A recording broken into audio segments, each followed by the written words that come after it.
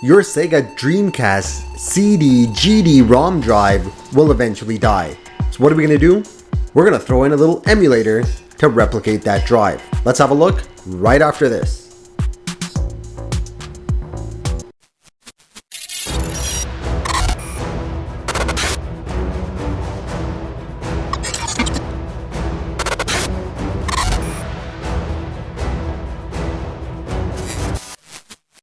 Alright, so we're going to take out the GD-ROM drive or the CD drive in this Sega Dreamcast and replace it with this little emulator that allows you to store all your games, backed up of course, onto an SD card.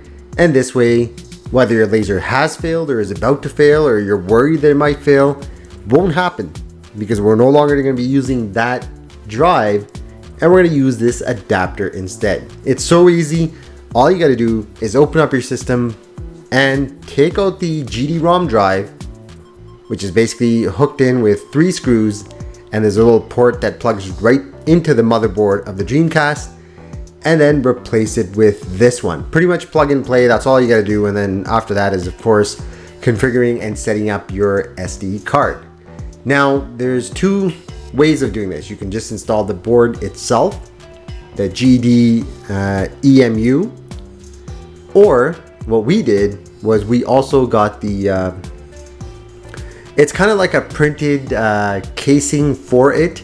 It's optional, totally optional, but we wanted to do it so that we don't have to open up our drive or fiddle with trying to stick in the SD card into the GDEMU, which is the emulator board that we were talking about earlier. This makes it easier. You assemble it all together and you can easily take out and place back in your SD card at any time. Not that we ever will. Once we have everything that we want to back up, it'll be pretty much good to go. But it saves you that extra step of, having to open up everything. Now, originally, when we were planning on installing this, as you see, that's why we have the Dreamcast on the left, which is the black Dreamcast with the screen already attached. It's like I guess it's supposed to be made to be portable, so you can take a Dreamcast anywhere you want because the screen is already, it comes with the unit. But one thing you'll realize is that there's 3 revisions of the Dreamcast. There's the VAO, which is the original one. I believe it was only available in Japan, and then there's the VA1 model, which is commonly available in North America and possibly other places around the world.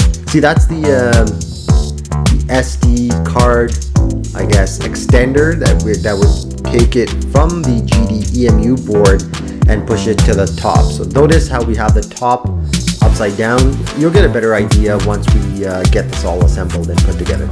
Now, going back to the 3 different revisions of the Dreamcast, VA1 is the one that you want. I mean, the VA0 will work as well.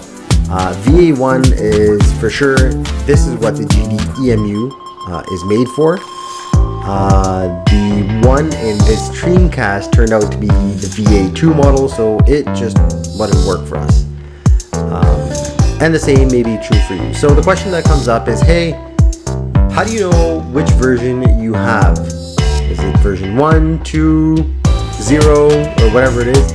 One quick and easy way to check is you flip it upside down. We couldn't do the same with the Dreamcast because this option is not there, but all the other ones, on the back there's a little sticker, a label actually. See, that's the extender we were talking about. Plug it right into the board, and that's it. It reroutes your SD card from being all the way at the bottom of the board to the top. So this is the spacer at the bottom, so that your GDEMU, which is the board itself, does not hang loose. It does come with little spacers, but obviously we're going with the whole kit and caboodle of this thing. Some vendors will sell you all of it together as a kit. We got it separately. There we go. Let's get the other side screwed in as well. Regarding the different versions, so our regular white Dreamcast, or whitish Dreamcast, has a number 1 circle. So that's the one we're going to have to use once we get started in installing all of it. So, alright, here is our beautiful VA1 model.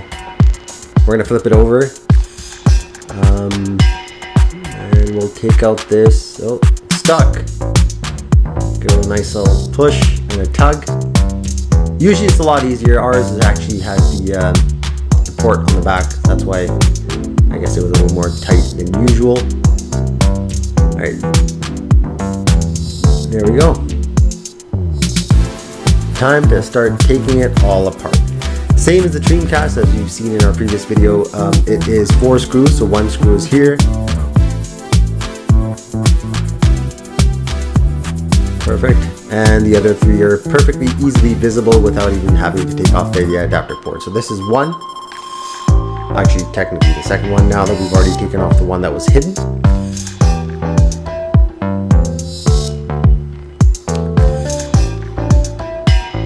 And the other ones, let's just skip ahead. We don't need to do any of this, and we'll just take off the cover and move on to the next step. Notice how that sticker on the back has a number 1 circled. That's one way to find out. Oh, it's even easier than the Dreamcast. No extra additional cables hanging on. And that's it. Maybe we should have taken it off the other way, but hey, nothing fell out. We're good. Alright, perfect. So as we mentioned, there's only 3 screws that need to be taken off to, I guess, take out the drive. Alright, so let's get the first one out. Second one's right here. Oh, almost. Out. And the last one.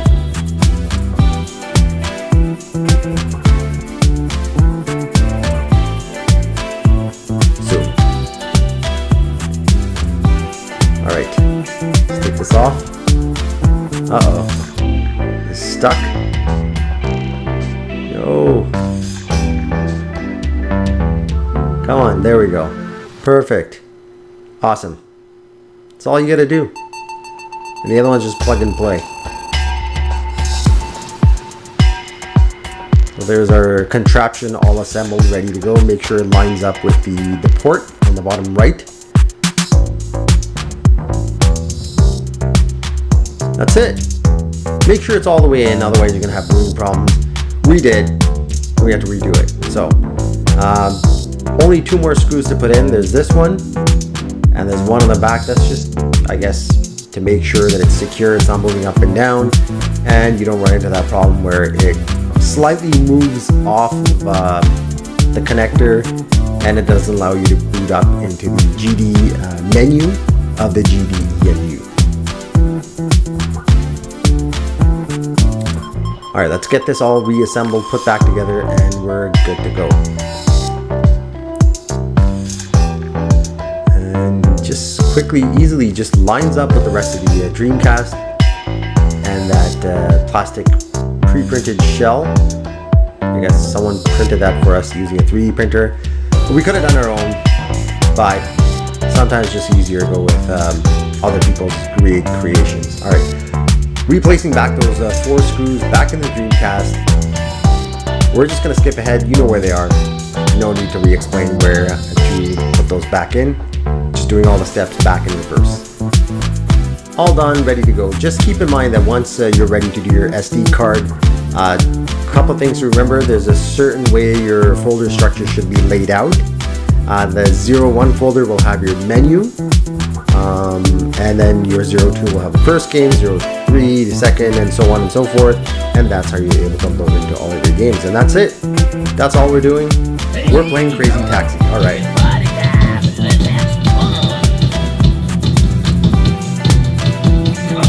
That's it for this one. Hopefully it's going to save your GD-ROM drive and replace it with one of these. That's going to extend the life of that drive in case you need it in the future. That's it for this one. Hope you all enjoy. Take care. See you all in the next one.